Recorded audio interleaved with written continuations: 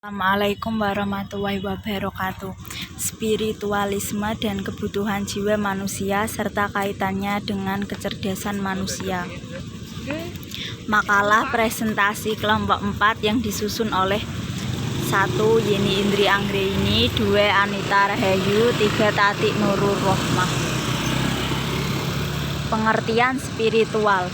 Menurut Kamus Webster, kata spirit berasal dari kata benda bahasa Latin spiritus yang berarti nafas, dan kata kerja spirer yang berarti bernafas. Secara etimologi, kata spirit berasal dari kata lain spiritus yang diantaranya berarti roh, jiwa, sukma, kesadaran diri, wujud, tak berbadan, nafas hidup, nyawa hidup. Spiritualitas adalah hubungannya dengan Yang Maha Kuasa dan Maha Pencipta, tergantung dengan kepercayaan yang dianut oleh individu. Menurut Burkhardt 1993, spiritualitas meliputi aspek-aspek. Pertama, berhubungan dengan sesuatu yang tidak diketahui atau ketidakpastian dalam kehidupan. Kedua, menemukan arti dan tujuan hidup. Yang ketiga, menyadari kemampuan untuk menggunakan sumber dan kekuatan dalam diri sendiri.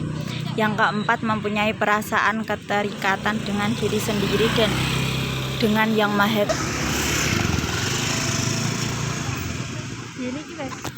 Definisi kejiwaan. Jiwa menurut Hamka yaitu perseteruan akal dengan hawa nafsu sebagai dua kekuatan utama dan dalam jiwa manusia. Sementara kondisi kalbu yang akan menjadi kondisi jiwa secara keseluruhan sepenuhnya tergantung pada hasil perseteruan tersebut. Aspek-aspek kejiwaan. 1. Akal. Hakikatnya, akal adalah aspek jiwa manusia yang berfungsi untuk mengikat hawa nafsu. Menurut Hamka, akal digerakkan oleh 3 daya yang dimiliki jiwa, yaitu pikiran, perasaan, dan kemauan. 2. Hawa nafsu. Hawa nafsu adalah amarah yang telah digambarkan dalam Al-Quran sebagai kecenderungan manusia yang lebih rendah daripada binatang, yang dijelaskan dalam Al-Quran yang artinya, dan aku tidak membebaskan diriku dari kesalahan, karena sesungguhnya nafsu itu selalu menyuruh pada kejahatan, kecuali nafsu yang diberi rahmat oleh Tuhanku. Sesungguhnya Tuhanku Maha Pengampun lagi Maha Penyayang. Quran Surah Yusuf ayat 53. Aspek-aspek kejiwaan. Yang ketiga yaitu hati, adalah medan pertempuran yang diperebutkan oleh akal dan hawa nafsu. Rasulullah bersabda, "Ketahuilah bahwa dia dalam tubuh ada segumpal daging. Jika ia baik, seluruh tubuh akan baik. Jika ia rusak, seluruh tubuh akan rusak. Ketahuilah, dialah hati." Hadis rawahu muttafaq alaih. Menurut Mujib dan Muzakir, jiwa manusia berasal dari 2 substansi yang saling bertolak belakang. Jiwa manusia berasal dari 2 substansi yang saling, yaitu substansi jasmani yang diwakili oleh jasad dan substansi rohani yang diwakili oleh ruh. Hasil dari penggabungan kedua substansi tersebut menghasilkan jiwa. 4. Substansi jasmani, di mana setiap makhluk biotik memiliki unsur material yang sama, yaitu unsur tanah, api, udara, dan air. Ia akan hidup jika diberi energi kehidupan yang bersifat fisik. Energi kehidupan inilah yang disebut dengan nyawa. Dengan daya ini, jasad manusia bisa bernafas, merasakan sakit, panas dingin, haus, lapar, seks, dan sebagainya.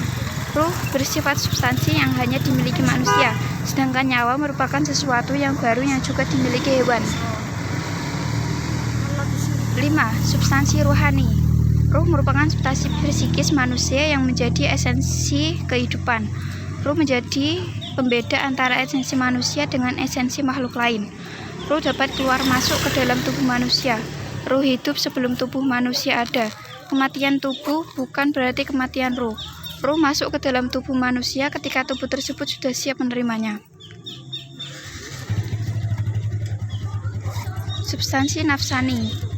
Nafsu berarti jiwa atau soul. nyawa, ruh, kepribadian, dan substansi psikofisik manusia. Nafsu adalah potensi jasad rohani yang telah ada sejak manusia siap menerimanya. Potensi nafsani ini terikat pada hukum yang bersifat jasadi dan rohani.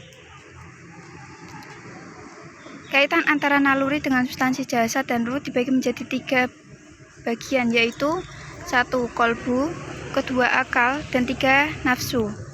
Kolbu merupakan materi organik yang memiliki sistem kognisi yang berdaya emosi. Akal diartikan sebagai energi yang mampu memperoleh, menyimpan, dan mengeluarkan pengetahuan.